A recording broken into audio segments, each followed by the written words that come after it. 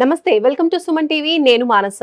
బోనాల పండుగ కోసం కుటుంబం అంతా చక్కగా కలిసి పండుగ జరుపుకొని చక్కగా భోజనం చేసినటువంటి సందర్భంలో ఒక విషాదకరమైన ఘటన చోటు చేసుకుంది. అది హైదరాబాద్లోని వనస్థలిపురంలో జరిగిందనమాట. కుటుంబంలో అందరూ తిన్నటువంటి ఆహారం ఫుడ్ పాయిజనింగ్ కావడం వల్ల 8 మంది కుటుంబంలోని వ్యక్తులందరూ కూడా ఆసుపత్రి పాలైనటువంటి పరిస్థితి మనం చూస్తున్నాం. దీనికి సంబంధించి మనతో మాట్లాడడానికి మనతో పాటు జూమ్ కాల్లో సిద్ధంగా ఉన్నారు డాక్టర్ విజయ్ భాస్కర్ గారు. వారితో మాట్లాడదాం. డాక్టర్ గారు నమస్తే అండి. నమస్కారం అండి. డాక్టర్ గారు, కుటుంబం అంతా కలిసి చక్కగా బోనాల పండుగ చేసుకొని ఆ టైంలోనే మటన్ తినడం వల్ల కుటుంబంలోని 8 మంది ఆసుపత్రి పాలైనటువంటి ఘటన మనం ఇప్పుడు చూస్తున్నాం. నిజానికి మటన్ అలా ఫ్రిడ్జ్ లో పెట్టుకొని తినడం అంత డేంజరస్ అంటారా? ఈ ఫుడ్ పాయిజనింగ్ కి గల కారణం ఏంటంటారు? అబ్సల్యూట్లీ.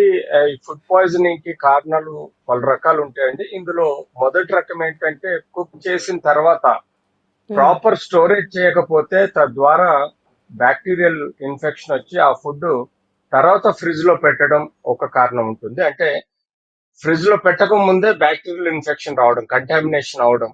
సపోజ్ వాళ్ళు ఎక్కడైతే మాస్ కుకింగ్ చేశారో ఆ ఏరియాలో ప్రాపర్ గా హైజీన్ లేకపోయినా, ప్రాపర్ గా కుక్ చేసిన పరిసర ప్రాంతాల్లో ప్రాపర్ కేర్ తీసుకోకపోయినా, అంటే కుక్ చేసిన తర్వాత స్టోరేజ్ కి వదిలిపెట్టేసి లేట్ చేసిన తర్వాత మళ్ళీ దాన్ని ఫ్రిడ్జ్ లో పెట్టడం వల్ల కూడా కంటామినేషన్, అంటే బ్యాక్టీరియల్ కంటామినేషన్ ఎక్కువగా వచ్చే ఆస్కారం ఉంటుంది. అదొక కారణం. రెండో కారణం ఏంటంటే ఎప్పుడైతే ఈ ఫ్రిడ్జ్ లో పెడతారో ఆ ఫ్రిడ్జ్ లో ప్రాపర్ టెంపరేచర్ మెయింటైన్ చేయకపోతే, బిట్వీన్ -డిగ్రీస్ టెంపరేచర్ ఫ్రిడ్జ్ లో లేకపోతే, ఓన్లీ కేవలం ఏదో ఫ్రిడ్జ్ లో పెట్టేశాం కదా అని చెప్పేసి వదిలేసి ఆ ఫ్రిడ్జ్ లో కేవలం 4 to 60 డిగ్రీస్ టెంపరేచర్ ఉండి -డిగ్రీస్ టెంపరేచర్ లేకపోతే పెట్టిన ఫుడ్ కూడా అక్కడ కంటామినేషన్ అవడమా, లేకపోతే బ్యాక్టీరియల్ ఇన్ఫెక్షన్ కావచ్చు. వీళ్ళు ఫ్రిడ్జ్ లో పెట్టిన ఫుడ్ ని కూడా బయటికి తీసినప్పుడు ప్రాపర్ గా డిస్పోజల్, అంటే రీకుక్ చేయాలి. సపోజ్ ఒక 24 అవర్స్ నుంచి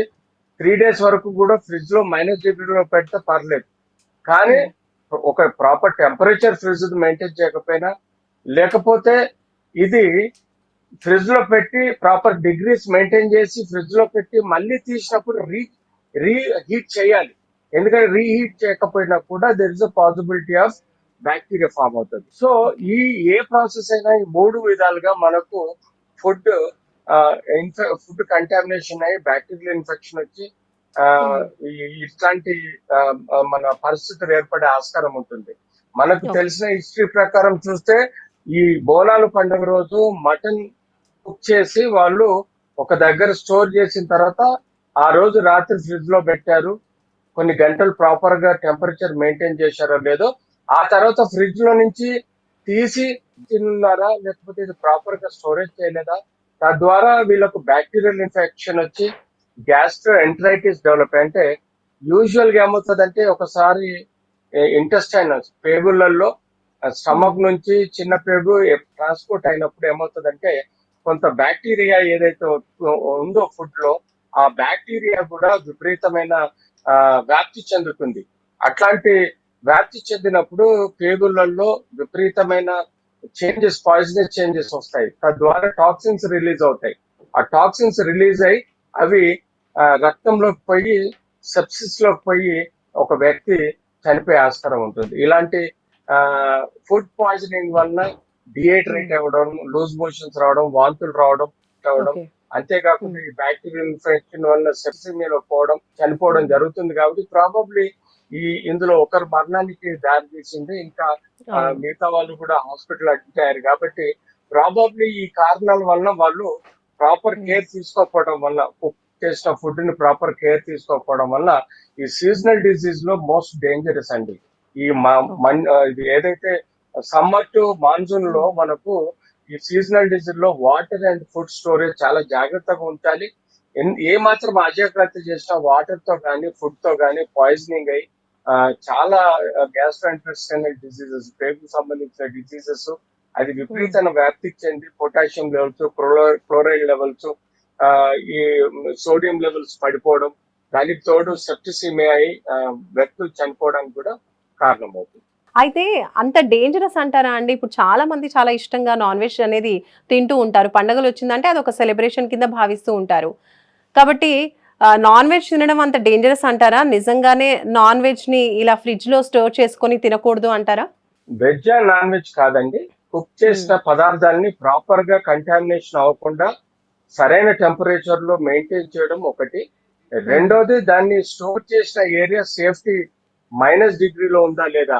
ఇప్పుడు మనకు ఓకే. నార్మల్ గా బ్యాక్టీరియా ఏ డిగ్రీలో టెంపరేచర్ లో మనకు ఫామ్ అవుతుంది అంటే 4 to 60 degrees మధ్యలో మనకు 2 to 3 days.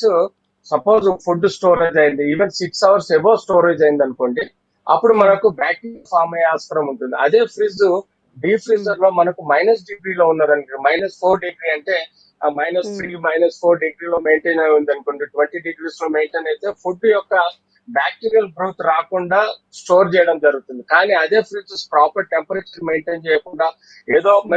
ఫ్రిడ్జ్ ఉందని పడేసాము, ఫుడ్ పడేసాము, తర్వాత తీసి తిందాం అనుకున్నప్పుడు ప్రాపర్ ఉమ్. గా ఒకసారి రీహీట్ చేసి అయినా కనీసము, అంటే ఆ బ్యాక్టీరియా లేకుండా చేసే విధంగా ఒకవేళ ఫ్రిడ్జ్ లో పెట్టినా కూడా ప్రాపర్ గా మళ్ళీ హీట్ చేసుకొని తింటే బెస్ట్ అని అంటారు. ప్రాపర్ గా ఒక డిగ్రీ ఆఫ్ టెంపరేచర్ లో బ్యాక్టీరియా మొత్తం నాశనం అయ్యే విధంగా దాన్ని ఉమ్, రీహీట్ చేసి తిన్న ఒక ఫలితం ఉంటుంది. కానీ నెగ్లెక్ట్ చేసి అట్లాగే స్టోర్ చేసిన దాన్ని, అట్లాగే కంటామినేటెడ్ అయిన ఫుడ్ ని అలా ప్రాపర్ డిగ్రీ టెంపరేచర్ లో మెయింటైన్ చేయకుండా తినడం వల్ల ఇట్లా కంటామినేషన్ అయి బ్యాక్టీరియా తోటి పేగులలో ఇన్ఫెక్షన్ వచ్చి మనకు డిహైడ్రేట్ అవ్వచ్చు, లేదంటే డిహైడ్రేషన్ తో చనిపోవచ్చు, లేదంటే సెప్టిసిమియాలో పోయి కూడా చనిపోయే ఆస్కారం కూడా ఈ బ్యాక్టీరియల్ ఇన్ఫెక్షన్ వల్ల ఉంది.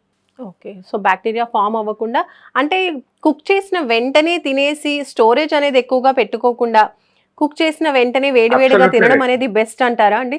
అది అబ్సల్యూట్లీ రైట్ అండి. ఏ హ్మ్. ఫుడ్ అయినా ఫ్రెష్ గా అలాగే ఆ టెంపరేచర్ లో తింటే మనకు బ్యాక్టీరియా ఫామ్ కాదండి. అదే ఓకే. కొంచెం డిలే చేసి ఒక దగ్గర హ్మ్. స్టోర్ చేసి సాయంత్రం తిన్నాము, అది ప్రాపర్ గా మనం స్టోర్ చేయలేదు, తద్వారా కూడా హ్మ్. మనకు బ్యాక్టీరియా ఫామ్ అయ్యే ఆస్కారం ఉంటుంది. కాబట్టి ఇదర్ వండిన వంటనే వడ్డించి తినిపిస్తే బెటర్, లేదంటే దాన్ని ఇమ్మీడియట్లీ ప్రాపర్ గా స్టోరేజ్ అంటే -డిగ్రీలో స్టోరేజ్ చేయాలి. -4 degree లో హ్మ్. స్టోర్ చేయగలిగితే దాన్ని మనము ప్రాపర్ బ్యాక్టీరియా కంటామినేషన్ రాకుండా చేసుకోగలుగుతాం. మూడోది, దాన్ని తీసిన తర్వాత ఫ్రిడ్జ్ లో నుంచి తీసిన తర్వాత రీహీట్ చేసుకొని తింటే ఇంకా హ్మ్. సేఫ్టీ మెజర్స్ పెరుగుతాయి. Okay. Right. Thank you doctor గారు. Thank you so much. Right, చూస్తున్నారు కదండి డాక్టర్ గారు ఏమంటున్నారో. ఇప్పుడు జరిగినటువంటి ఈ ఘటనలో మెయిన్‌గా ఫుడ్ పాయిజనింగ్ జరగడం వల్లే ఈ ప్రమాదం జరిగి 8 మంది అస్వస్థతకి గురి అవ్వటం, అలాగే అందులో ఒకరు ప్రాణాలతో లేకపోవడం అంటే చనిపోవడం అనేది జరిగింది. అయితే ఎలా తినాలి ఫుడ్ అనంటే అది వెజ్ కావచ్చు, నాన్ వెజ్ కావచ్చు, వండిన వెంటనే తినడం అనేది చాలా బెస్ట్. ఒకవేళ స్టోర్ చేసుకోవాలి అనుకుంటే గనక ఖచ్చితంగా ఫ్రిడ్జ్‌లో ఎక్కువ -డిగ్రీస్‌లో ఉండేలాగా చూసుకొని, ఫ్రిడ్జ్ టెంపరేచర్‌ని -డిగ్రీస్‌లో సెట్ చేసుకొని, అలా స్టోర్ చేసుకొని దాని తర్వాత మళ్ళీ మనం ఎప్పుడైతే తినాలి అనుకున్నామో, ఎప్పుడైతే ఫ్రిడ్జ్ నుంచి బయటికి తీస్తామో అప్పుడు మళ్ళీ ప్రాపర్‌గా అంటే ఎక్కువగా హీట్ చేసుకొని తినడం వల్ల బెస్ట్ అని మనకు తెలియజేస్తున్నారు. అలా కాకుండా బ్యాక్టీరియా ఫార్మ్ అయ్యే విధంగా టెంపరేచర్ కరెక్ట్‌గా మెయింటైన్ చేయకపోయినా, లేదా ఫ్రిడ్జ్‌లోంచి బయటికి తీసి ప్రాపర్‌గా కుక్ చేసుకోకుండా, లేదంటే అసలే కుక్ చేయకుండా డైరెక్ట్‌గా చల్లగా తినటం వల్ల ఇలాంటి ఫుడ్ పాయిజనింగ్ అయ్యే అవకాశాలు ఎక్కువగా ఉంటాయి. ఈ ప్రమాదానికి కూడా మెయిన్ ఇదే కారణం అయ్యుండొచ్చు అని డాక్టర్ గారు తెలియజేస్తున్నారు. కాబట్టి ఫుడ్ ఏదైనా సరే వెజ్ ఆర్ నాన్ వెజ్ తినేటప్పుడు దాన్ని స్టోర్ చేసుకునేప్పుడు తగిన జాగ్రత్త పాటించడం తప్పనిసరి. చూస్తూనే ఉండండి సుమన్ టీవీ. నమస్తే.